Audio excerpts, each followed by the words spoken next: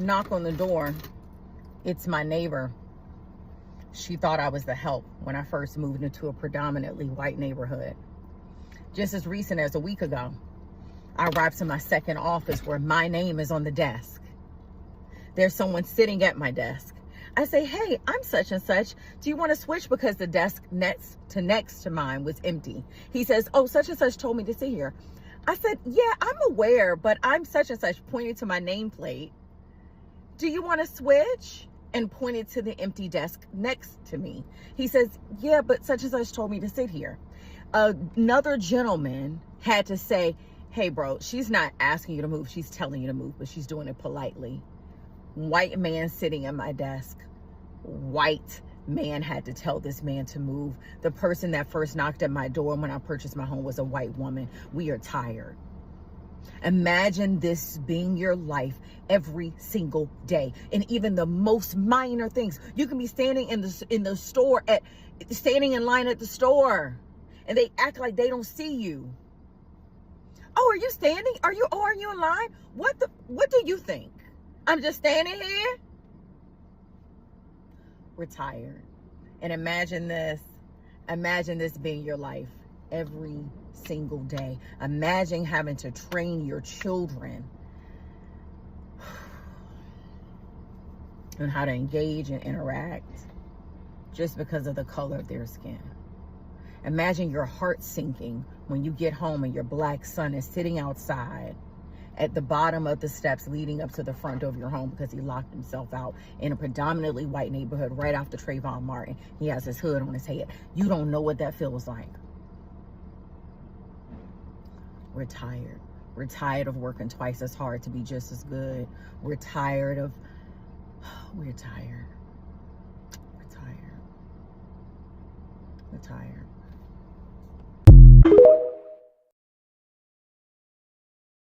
Black Americans, I must ask, how have you guys been coping?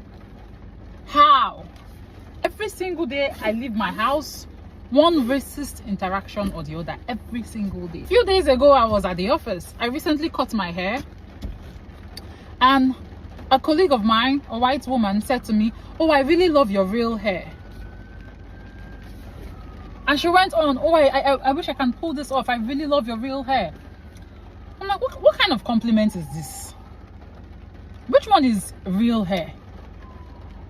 So the hair that I cut is fake hair. I really love your real hair. Today I was at the courthouse. I was seated where other lawyers are seated. I did not even say a word. I'm wearing pink jackets, white top, black trouser, looking very professional. Why did someone come to meet me to ask me, are you the interpreter? That was the question that I was asked. Are you the interpreter? It's not the first time. And then something interesting happened because I said, no, I'm an attorney and I have a case here before the court. And he said apologizing. And I said, it's okay. But then he continued apologizing. I was like, it's okay. It was as if he was expecting a different type of reaction. And maybe I'm missing it. Maybe there is a different way people are supposed to react to an apology that I'm missing. Maybe it's and especially when it's coming from a stranger, it's like, oh, you said this, you apologized, I said it's okay, why don't we move on? What was he expecting from me? Maybe I am missing what the cultural American reaction is supposed to be to an apology. But how have you guys been coping? Honestly, as someone that is even living in Nigeria that is not in America, sometimes when I see some of these irritating clips about some of things that these white folks do, I feel so tired. I feel so exhausted. I feel like dragging them to my face and like giving. What is it? How can you just see someone and then you're thinking that that person is a cleaner? Does she look like a cleaner? Did she come to your doorstep to come apply? These people are making American spaces so tiring, so exhausting. Let's go and hear other people's experience. Welcome back to the channel. My name is Sonia. Subscribe, like, comment, and share. Credits belong to the original creators of every single clips and stitches we have in our today's episode. I want to say a very big thank you to every single one of you, liking, commenting, sharing, dropping super thanks, also joining my membership. I do not take you guys for granted. You guys are absolutely the best. And yes, guys, with that being said, let's dive right into the other juicy part of this video. I'll be back with commentaries. Let's go watch. Being black in corporate America is like a funny joke that isn't funny. Because having to be cool, calm, and collected at all times is not only mentally exhausting, but it's frustrating. Especially when you have certain people deliberately going out of their way to make you look bad or get a reaction out of you. And I'm not gonna lie, sometimes I just want to come out of pocket and say exactly what I want to say and be exactly who you think I am, for the simple fact that most of the time it is justifiable. Half the time y'all be coming at us unprofessional, rude, no manners, and just outright like y'all lost y'all damn mind. And you expect us to just sit there and be passive and just say, okay, because unfortunately, we are taught from a very young age to code switch. So we always have to come correct, even though a lot of the times we should really just say exactly what we want to say so y'all can just leave us the hell alone. I digress. It's just a fucking bad joke. One of the most difficult and exhausting things about being black in this country, but especially during times like this, is seeing how frequently you stand alone when you ride for everybody else. Black people voted in the greatest percentage against Trump, and even though he ran on deportations in all three of his campaign cycles, which did not, still isn't affecting black people, we still showed the most support against him and those policies. Deportation doesn't affect us, and still, we voted against him and his policies, knowing that they would affect everyone else more than us. We literally rode for y'all harder than you rode for yourselves. Yet so many of you have spoken up against every pro-black safety, empowerment, civil rights, peace movement that we've had, at least my lifetime.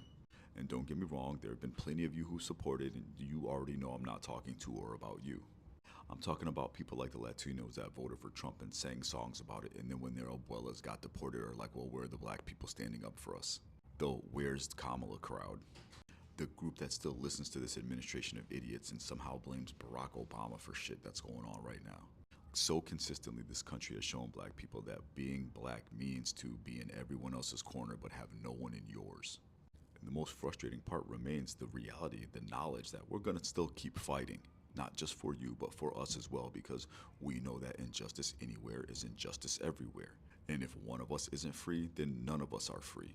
Despite how frustrating it is for us that y'all can't get that through your fucking skulls.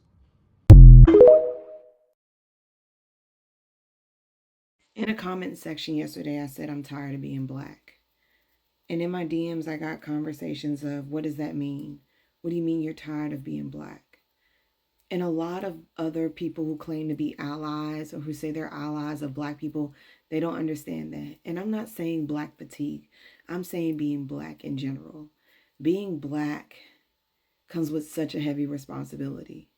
It also comes with a burden of a past that we can't escape. Being black means to always walk into a room and scan it to make sure someone else is there just in case something happens. Being black is walking into a store and praying that you're not characterized as a thief or a hood rat by the store owner just because of the color of your skin.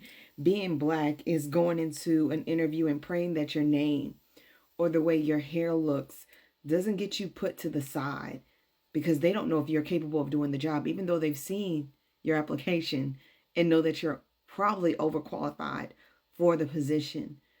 Being black is always having to apologize for being black. To always know that there's a target on your back.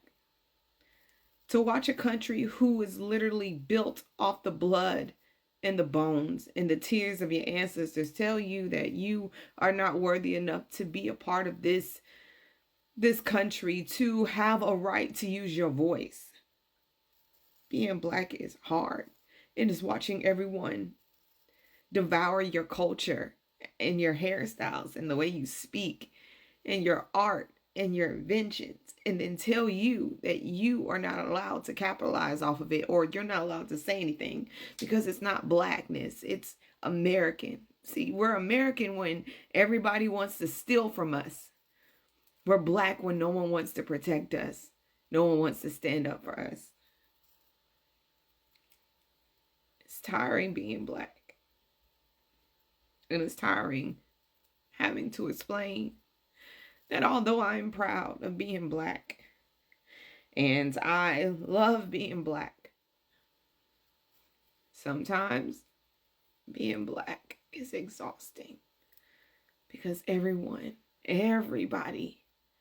looks at your blackness as a hindrance until they need your blackness, or they need your black body, or they need your black voice, or they need your black culture so they can rise above the fray. One thing I hate about living in America is that regardless of what I do, how much money I make, what job title I have, I will never, in some people's eyes, be viewed as equal because of my skin color. And I used to didn't look at things, and it was never about race, but as I'm older, in my adulthood, it's just like you notice these things, like people treat you a certain type of way, like they don't feel like you should have or you can't have better things because of how we look, and it sucks. Like, I'll go into another story time another time on the specifics, but it sucks like that. I will never be viewed. I have to work twice as hard in my job, to even be noticed, when it's literally based off my skin color, and it sucks. And so I have to, teach that to my kids, like, you're not always going to be viewed as equal, and there's nothing that we can do about it, and it's nothing that we can control. We can't control, who we are, where we come from, but people feel like they can use that to judge you and just feel like you're less deserving of something that you deserve. It just sucks. I'm just rambling on, but yeah. I don't know about y'all, but I am sick and fucking tired of everything in this world being dictated by what white people think and how they fucking feel. Because how are you going to tell me that black women are the #1 consumers of most things, but businesses and marketing teams don't market to black women because they think black women are ghetto, nasty, nappy-headed hoes who have 3, 4, 5 baby daddies, and they think that marketing to black women diminishes their image as a brand? The same black women that are putting money in their pockets. And I'm not making this shit up. I finally saw a black creator last night who works in marketing say the quiet part out loud. These businesses don't market to us because they think that the average black person is ghetto and fucking poor. And on the flip side, the ones that do market to black women have little to no black people working for them, or the black people that do work for them, they treat like fucking shit. The reason why we don't get black leads in fucking films is because white people feel like they cannot relate to black characters. The story could literally have nothing to do with race. Simply just put a black girl on the screen as the romantic lead, and it takes white people out. White people only associate black people with their struggle, which is why when they put black characters on screen simply just existing, white people feel like they can't fucking relate, because white people do not see us as human beings. They do not see us as multifaceted, multidimensional human beings. That's why we don't get fucking black leads. Monoracial, non-racially ambiguous, non-light-skinned, Afrocentric featured black women. Or when we do get cast as fucking romantic leads, like Francesca, who's playing Juliet in the West End production of Romeo and Juliet, the fucking vitriol that I have seen that girl receive actually fucking disgusts me. The amount of people that I've seen compare that girl to a man, compare her to an animal, or just straight up say that they think she's fucking ugly. Why the fuck do you think that you feel that way? Because white people have convinced everyone in the fucking world that monoracial Afrocentric features are unfucking attractive. How is it that Black women are one of the most educated group of people in this country, yet almost across every single field, they are paid less than their non-Black counterparts, people who they're most likely more educated than. I saw this video a couple months ago by this creator. I don't know her name, but if you know Clark and follow Clark, who I love, she's made a couple of videos with her. She's really light-skinned. She wears her hair in like this straight bob. And I remember coming across a video of hers where she was replying to a comment that was asking her why she has stopped her natural hair journey, because apparently she had been wearing her hair natural, working on her curls, things like that. And her response basically was that she noticed that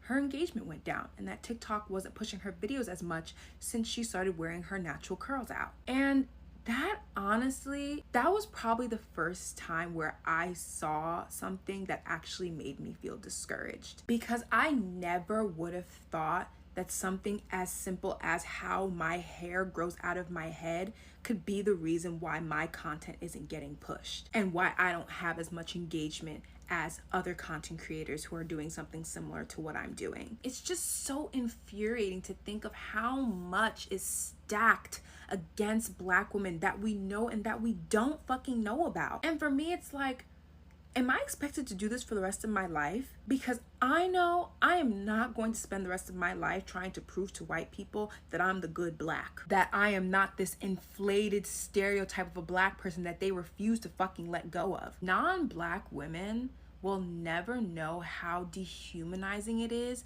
for at every turn to be told how unrelatable you are, how undesirable you are, how unmarketable you are, how un-everything you fucking are on a daily fucking basis. And what's even more insane, they hate us, but they love to imitate us because they love everything about Black women on non-Black bodies. I don't know, y'all. I just feel like this conversation around pay discrepancy between Black creators and non-Black creators is just like really getting to me. Because for me, it's like, how long do we have to fight this fight? I know we cannot be expected to fight this fight for the rest of our fucking lives, because I'm already fucking exhausted. All these barriers, all these obstacles, not because I'm a bad person, not because I have a bad character, not because I've done bad things, but because I'm Black. Like, are we being so fucking for real? Honestly, it becomes more and more insane to me every fucking day.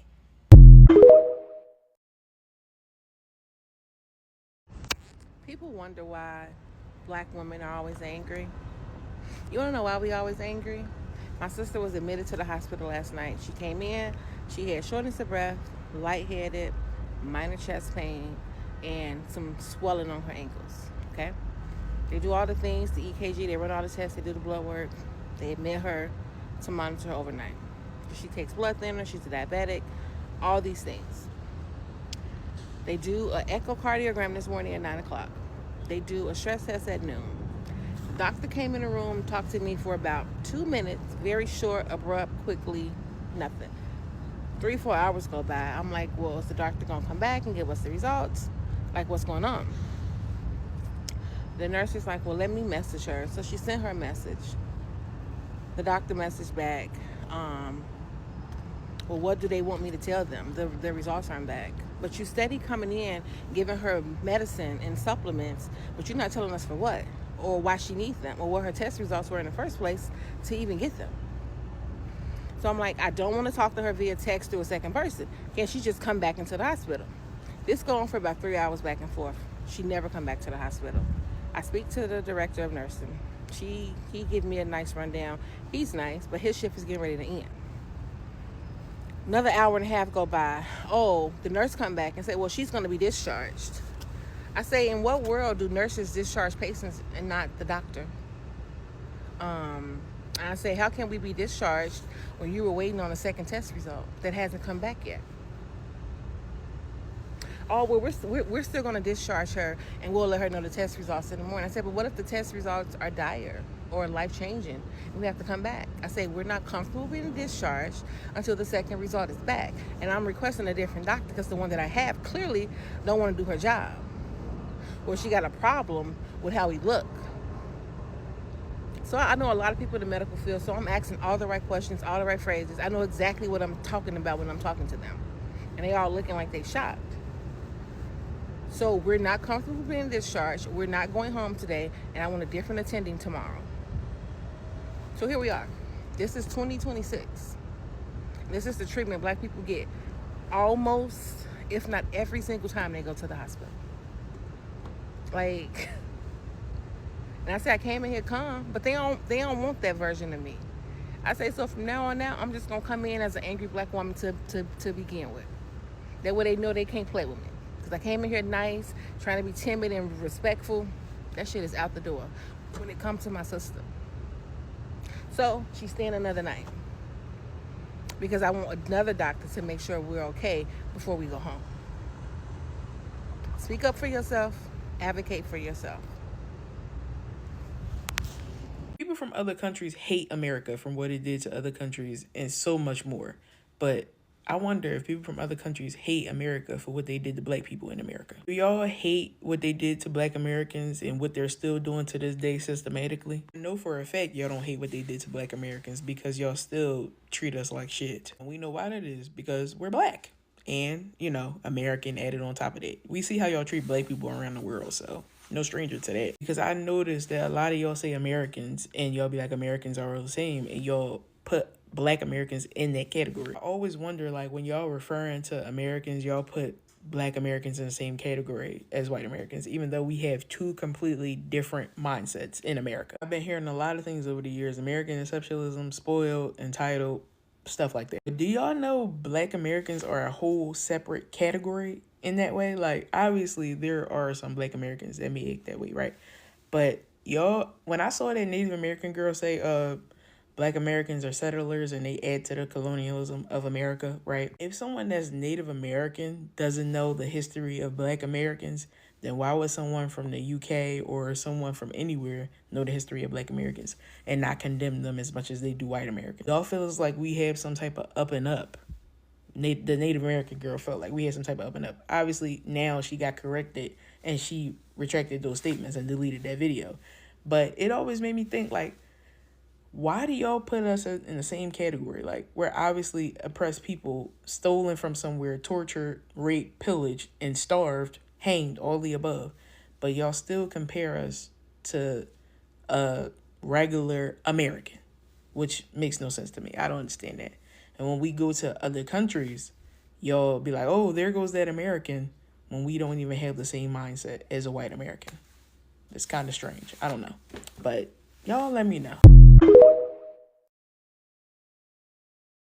One of the craziest parts about being black, navigating white spaces, is how white people will try to like size you up, and it'll be by way of like seemingly innocuous questions, but obviously if you're used to this happening like for a long portion of your life, you can like identify it pretty early. This weekend for New Year's, a friend of mine who's Hispanic invited me to like hang out with some of his friends. I didn't have anything else going on. I recently moved to Denver. I'm always trying to like make new friends, so I'm like down or whatever. And the thing about me, I've been in sales for 15 years, so if you don't like me, it's a concerted effort. Like, I know I have first interactions down. I can talk to anybody about anything. So if you don't like me, it's usually a concerted effort. Me and my friend walk in. He introduced me to like 4 of his friends. One is a couple. I'm talking to the couple. I had went snowboarding the day before, talking to them about how, like, you know, I was stuck in like this little town and I was, you know, there for like 3 hours talking to friends, like yada, yada, yada. And then when I tell you, out of thin air, after like 10 minutes of this story, he literally out of complete thin air was like, what do you do for a living? And I literally can't stand that question, because it's usually at like times where I was like, okay, what are you trying to like determine how much respect to give me right now? The rest of the night goes on. More friends end up coming into the bar, and I end up talking to another couple. The girl out of the couple is really cool, and her boyfriend is within earshot. And I'm telling her the story of how I met this friend. I was like, yeah, we were admiring each other's cars, She asked, and mind you, I had been talking to her for probably like a solid 5 to 7 minutes. Her boyfriend was just sitting there silent, never engaged. And I was like, yeah, I have this car, he has that car. And as soon as, and my car is like, if you don't know cars, my car means nothing. My car is just a car. But if you know cars, like I have a car that like people are like, oh shit, it's like that type of car. And once I told her what type of car I have, his head had not talked to me the whole time. And I literally have this screenshot from his head snatching around and like looking me dead in my face, like once I said what kind of car I have. And he then proceeded to like engage me in conversation, and we were talking about that. And I'm like, that was just such a weird interaction, and basically like ignore me the whole time. And then when you find out I have a nice car, then you're interested in having conversation with me. I have a ton of stories like these, but I don't know, it's just a really weird experience to constantly have happen. I literally have another viral video on my page where the same thing just happened earlier this week when I was on the ski. All the time on the ski lift, people are always trying to ask me qualifying questions to low-key, like, determine how can I afford to be there. And it's like the weirdest thing ever.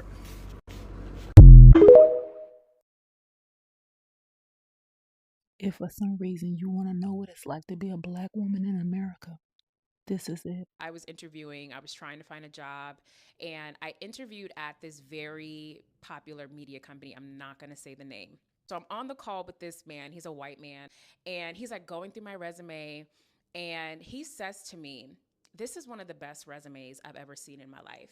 So I'm like, okay, cool. I got this job. Like, my life is about to change. And then he says, "I almost feel like if other people saw this resume, it would make them feel bad about their own journeys." And I was like, huh? Did y'all hear that? This is the best resume we've ever seen. Go back and watch that young lady's video, which sums up how black women are treated in this country when we give our best. And that post was a textbook case. The white man that was interviewing her said that this was the best resume he had ever seen. And it would be at that moment where you think, I nailed it. Because essentially you did everything you were told to do and you knew how to do. And it landed. You went to school, you put in the time, you elevated yourself, you were twice as good. That's what black women have been told to do our entire lives.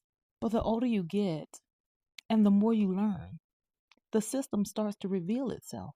The veil, it starts to lift. And you realize what's behind it is something really ugly. Because suddenly you realize that your excellence is a problem. Go figure. Now it's you're overqualified. You make people uncomfortable. You're too good for this job. Your resume might make people feel bad. And baby, we know what that's code for. But just in case you don't know, let me translate. Your excellence is exposing our mediocrity. And white supremacy doesn't know what to do with that. Baby, that's not how it operates. Because if we're honest, the system was never built to reward merit. It was built to reward whiteness, which means that mediocrity, it can rise as long as it's the right color. So black women are constantly put in the position where we have to shrink ourselves or fail, tone it down or fail, dim our light or fail, make everybody else comfortable or fail. And it's all at the expense of our brilliance. So if you're thinking, why not a Kamala Harris, a Stacey Abrams, a Shirley Chisholm, or a Jasmine Crockett? That's why Massage Noir's goal is to destroy black women. And that right there, that's what it's like to be a black woman in America. All right, good people, drink your water. Stay rooted, real, and knowledgeable. And mind your black business. Happy Black History 365. And I'll see you next time. Friend, one of the hardest things about my awakening is realizing how much I didn't see. I always was someone who supported the underdog, who supported the downcast. I've always been a fighter. I've always had a warrior spirit. But I was blind to so much. I knew there was racism. And in my job in the legal profession and in my personal life, I stood up against that. But as I've been awakening, my eyes have been open to so many other ways I wasn't aware of, that people of color, that women, that people from all different religions have been marginalized and oppressed, and I've just been blind to it. And so the fact that I am late to wake up, I am sorry. I'm sorry that so many of you had to stand on the front lines alone. I also think God has a plan, because if I would have woken up a long time ago, I'm not sure I would have survived. it's been hard enough when I see that we're close to something, some sort of change. I don't know what it will be. I'm not saying we're all going to be, rainbows and unicorns, but I think something is shifting. And if I would have had to have 10, 20, 30, 50 years of that, y'all are way stronger than me. All of you in all of those groups that have been awake to this and still managed to be in this world. So, and to my friend here, who is always so kind, thank you. You have shown me nothing but grace, and I appreciate it. And I've learned a lot from you too. Go love your neighbor. Mwah. Even the ones who've been digging in their garden. I've been in the garden. I even wash my hands. So we got lots of veggies. If anybody needs some, go love your neighbor.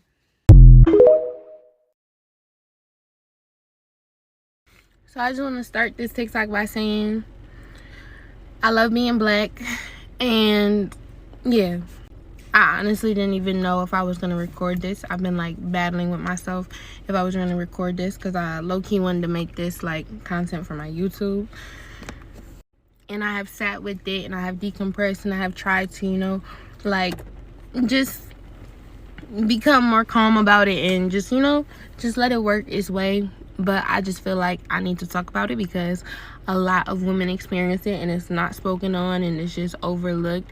I just feel like a lot of people in general experience this and can relate, and I just want to talk.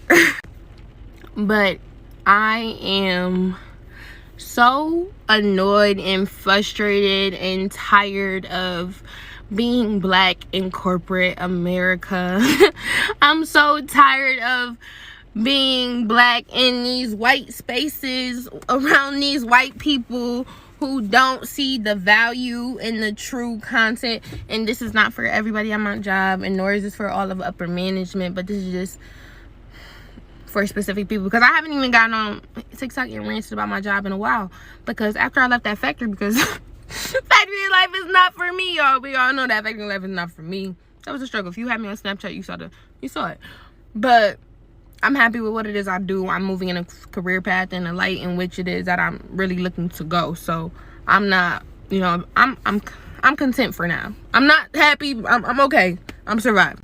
But I'm just so tired of being a black woman in corporate America and white America. I'm so tired of being, undervalued, overworked, and underpaid. Like, I'm just tired of having to be black and operate in these white spaces that were not made for people that look like me and that are not respected by people that look like me. Like, I just can't.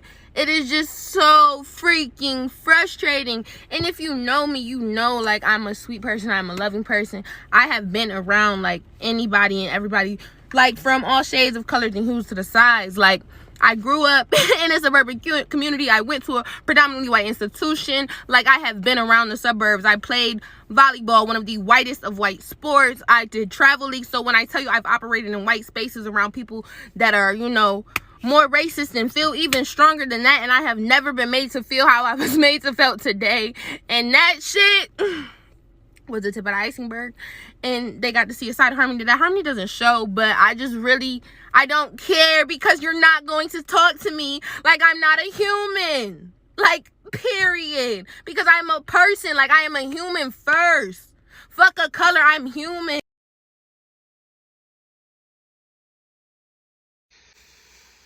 Imagine being so tired.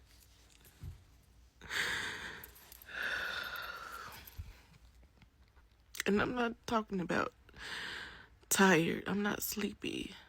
I'm talking about I'm tired.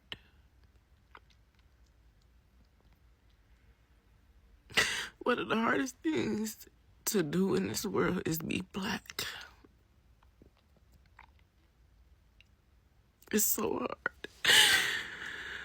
It's so hard being black.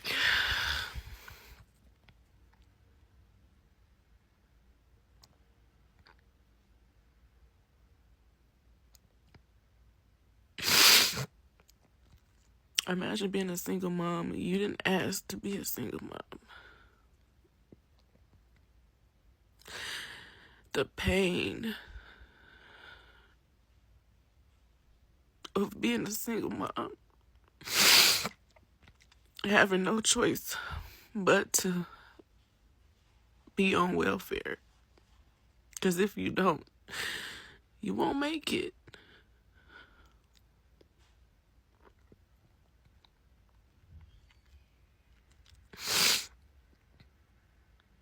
And imagine just working and trying, and you can never get above.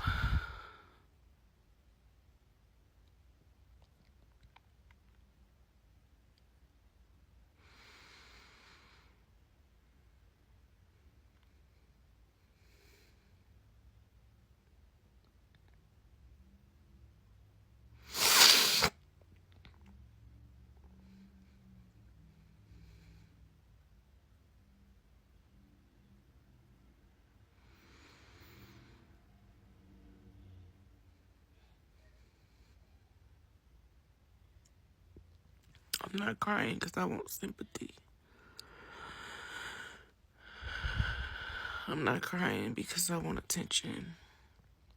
I'm crying because I'm in pain.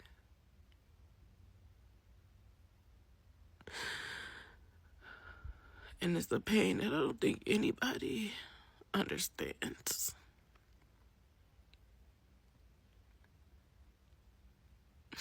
You look around at other cultures and they love each other and they support each other.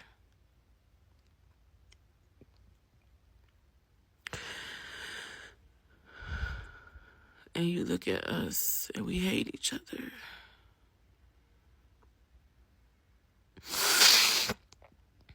We hate ourselves. Our children struggle real bad. They grow up in homes with a stressed out, mentally overwhelmed, depressed mother.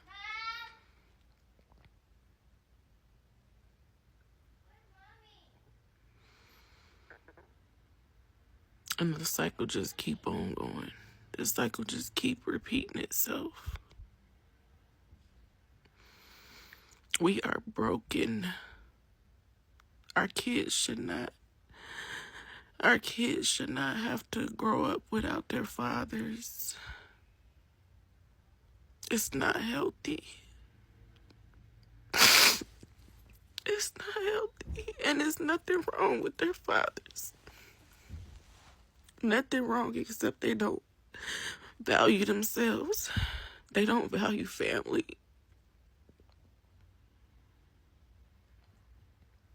And they wonder why.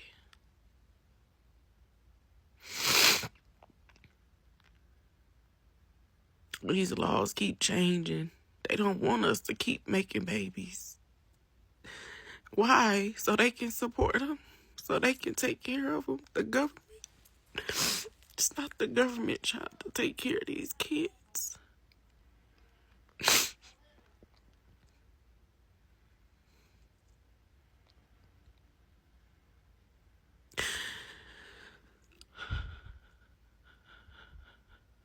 It's so sad.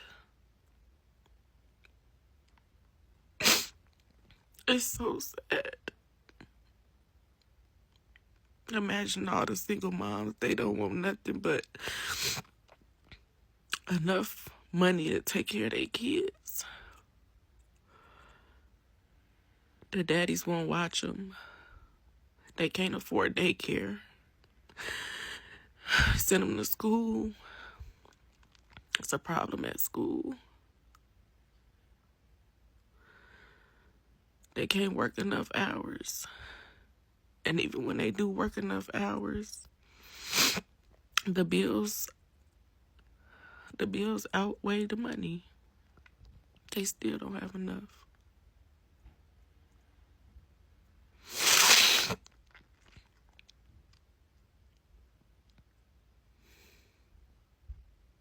Imagine a single mom that's working and still can't pay her bills.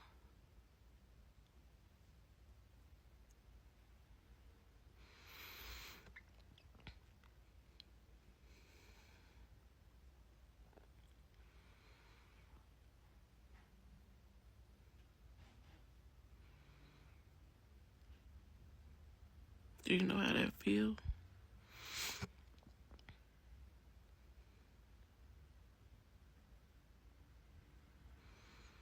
It's not funny.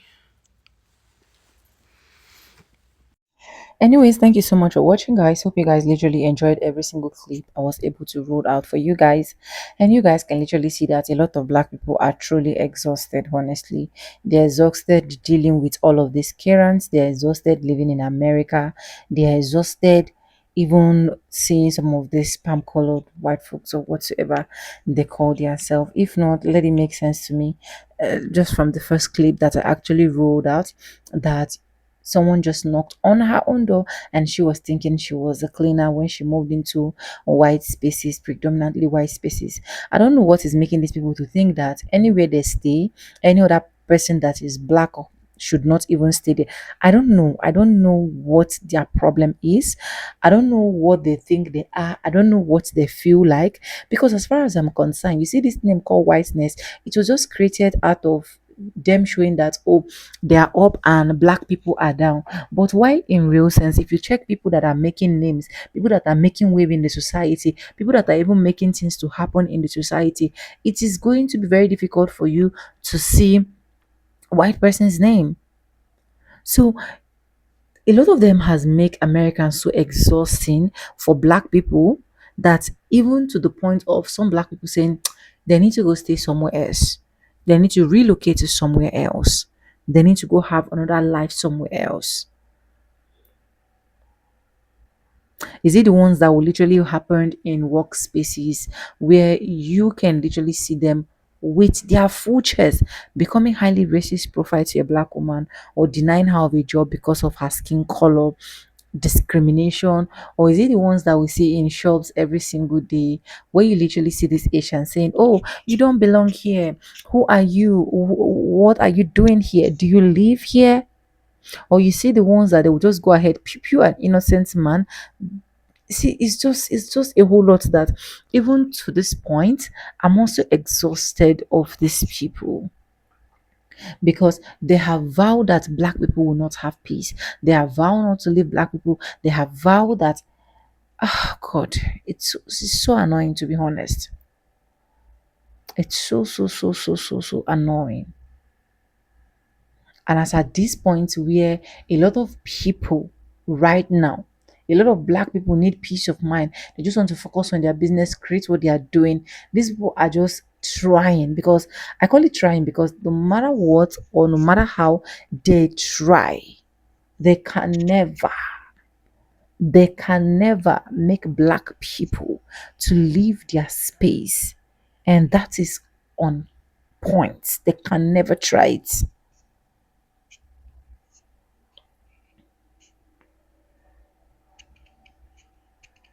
How can I not mind my business when someone is minding her business or his business? Why do I need to pop nose in someone's issue that is not even my problem? Why do I even need to ask someone that I just see, oh, do you live here? Ugh. And at the end of the day, you don't want black people to say anything. We should just be happy answering questions. That was how I uploaded one video of this intimidation, where you literally see this white woman asking this black lady that is doing yoga if the lady is homeless, knowing fully well that they have a lot of homeless white people that she was supposed to help, or that she is supposed to go pick up from the streets. But this lady have the audacity to be asking a black woman doing yoga exercise if she is homeless. A lot of things that we cannot really place our hands and count. If we start counting, we'll keep mentioning them one after the other, and let me know what you think in the comment section. Credit to the original creators of every single clips and stitches we have in our today's episode. I want to say a very big thank you to every single one of you, liking, commenting, sharing, dropping super thanks. Also joining my membership. I do not take you guys for granted. You guys are absolutely the best. And yes, guys, with that being said, with no further ado, I do like all the same. In my videos, I'm going to be saying bye, and I'll see you guys in my next one. But bye, guys. I love you guys